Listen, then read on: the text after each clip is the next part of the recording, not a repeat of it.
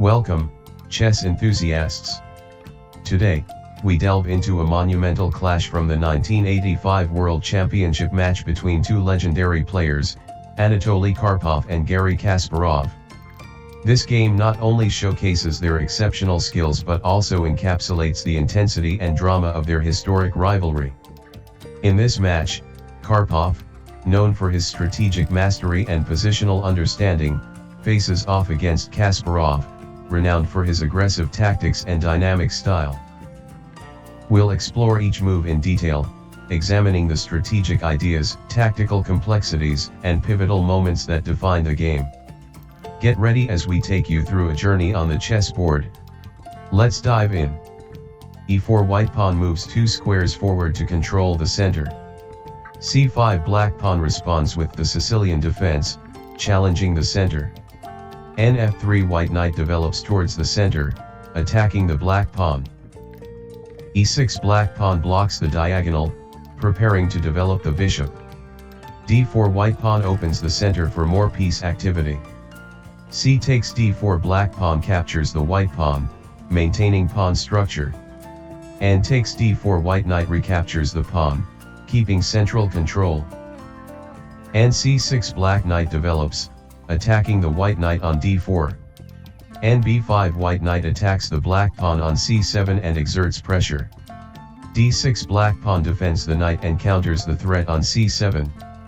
c4 white pawn attacks the center further, aiming to disrupt black's structure. Nf6 black knight develops, targeting the white pawn on e4. And 1c3 white knight redevelops to maintain control of key squares. a6 black pawn pushes to challenge the white knight. na3 white knight retreats, maintaining potential to attack on the queen side. d5 black pawn strikes in the center, hoping to open lines for pieces. c takes d5 white pawn captures the pawn on d5, keeping pressure on black. e takes d5 black pawn recaptures. e takes d5 opening the e-file for the rook. And b4 white knight jumps in, attacking key squares and positioning aggressively. b2 white bishop develops to support future castling and knight activity. bc5 black bishop targets the weak f2 square, aiming at the king side. White king castles, connecting the rooks for better coordination. Black king safely castles too, ensuring king safety. bf3 white bishop moves, reinforcing the knight on d5. bf5 black bishop finds a strong square, pressuring the white knight. bg5 white bishop pins the black knight, adding tactical pressure. re8 black rook enhances central control while preparing for potential breaks. qd2 white queen develops, aiming to connect the rooks and support the center. b5 black pawn pushes to challenge white's control on the queen side. rad1 white rook centralizes, ready to play a more active role. And d3 black knight finds a strong square, coordinating pieces for action. And ab1 white knight retreats to keep its position flexible. h6 black pawn pushes to create space for pieces and challenge the bishop. bh4. White bishop retreats to h4, keeping pressure on black's center and preparing to support future pawn advances. b4. Black pawn advances to b4, pushing the white knight away and gaining space on the queen side. na4. White knight jumps to a4, aiming to reposition itself and potentially pressure the black pawn structure. bd6.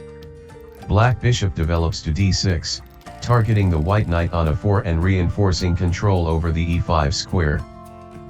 bg3. White bishop moves to g3, reinforcing control over the center and potentially aiming for the king side later. rca. Black rook moves to c8, increasing support for the pawn on c7 and preparing for potential central or queenside tactics. b3. White pawn pushes to b3, strengthening the pawn structure and preparing to relocate the knight if needed. g5. Black pawn advances to g5, initiating a pawn storm against the white king and creating threats on the king's side. White bishop captures the bishop on d6. Trading off pieces. The black queen recaptures, maintaining a central presence and enhancing active play. g3. White pawn moves to g3, creating a possible shelter for the white king later and supporting the bishop on g2. And d7. Black knight develops to d7, aiming to control key squares and prepare for central play. bg2. White bishop optimally develops to g2, reinforcing the center and connecting the rooks. This move also makes the king side more robust. qf6. Black queen moves to f6, centralizing and applying pressure along the f-file. a3. White pawn advances to a3, preparing to solidify pawn structure on the queen side and ensuring flexibility for future maneuvers. a5. Black pawn pushes to a5, maintaining pressure and potentially preparing to further challenge with a4. A takes b4. White pawn captures the pawn on b4, countering black's structure on the queen side and aiming to simplify the position. A takes b4. Black pawn recaptures on b4, keeping control of the a-file and maintaining material equality. qa2. White queen moves to a2, aiming to connect the rooks and potentially target the c6 square or support central play. bg6. Black bishop moves to g6, exerting control over the f5 square and reinforcing the position for future defenses and attacks. d6. White pawn advances to d6, striving to create a passed pawn and open lines against the black position. g4. Black pawn pushes to g4, launching a counter-attack and trying to create threats against the white king. qd2. White queen moves to d2, aiming to connect the rooks and prepare for potential counterplay. kg7. Black king shifts to g7, ensuring safety and connecting the rooks for better coordination. f3.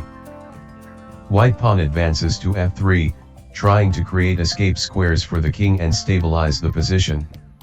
q takes d6. Black queen captures the pawn on d6, simplifying the position and gaining material. f takes g4. White pawn recaptures the pawn on g4, trying to open lines and gain counterplay. qd4 check. Black queen checks the white king on h1, forcing a response. kh1. White king moves to h1, stepping out of check but still vulnerable. nf6. Black knight develops to f6, increasing pressure on the white pawn on g4 and preparing to centralize. rf4. White rook moves to f4, adding pressure to the knight on f6 and attempting to create counterplay. ne4. Black knight jumps to e4, forcing exchanges and pressuring the white queen. q takes d3. White queen captures the knight, gaining material but allowing black to consolidate. nf2 check. Black knight checks the white king, forcing it back to a defensive position.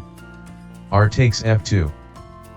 White rook captures the knight, attempting to gain back material and open lines. b takes d3.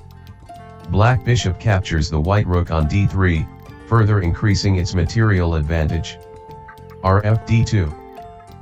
White rook moves to d2, aiming to challenge black's control over the d-file. qe3. Black queen centralizes on e3, threatening multiple targets and preparing to attack. r takes d3. White rook captures the queen, but the position is still complex. rc1. Black rook moves to c1, placing pressure on the white queen and creating threats. nb2. White knight moves to b2, attempting to defend the c3 square and stabilize the position. qf2. Black queen targets the white knight on b2, further pressuring white's position. nd2. White knight heads to d2, trying to defend key squares and maintain material. R takes d1 check. Black rook captures the white knight on d1, delivering a check and putting significant pressure on white. This move simplifies the position further in black's favor. And takes d1. White knight captures the black rook, trying to eliminate threats, but the material disadvantage worsens the position. re1 check. Black rook checks the white king on e1. This move highlights the powerful coordination of black's remaining pieces and seals white's fate. Karpov resigns. With no legal moves to escape check and facing an overwhelming material disadvantage, Karpov acknowledges that the game is lost. Conclusion. In this gripping finish, Garry Kasparov's relentless pressure and tactical prowess lead to a decisive victory over Anatoly Karpov. The final sequence underscores the effectiveness of black's piece coordination and the strategic challenges faced by white. This game exemplifies the high-stakes drama of their championship match, illustrating the deep understanding and skill both players brought to the board. We hope this commentary has enriched your understanding of the game, the strategies employed, and the overall significance of this iconic match. If you enjoyed this walkthrough or have any questions, feel free to comment below. Don't forget to subscribe for more insightful chess content. Happy analyzing, and see you in the next video.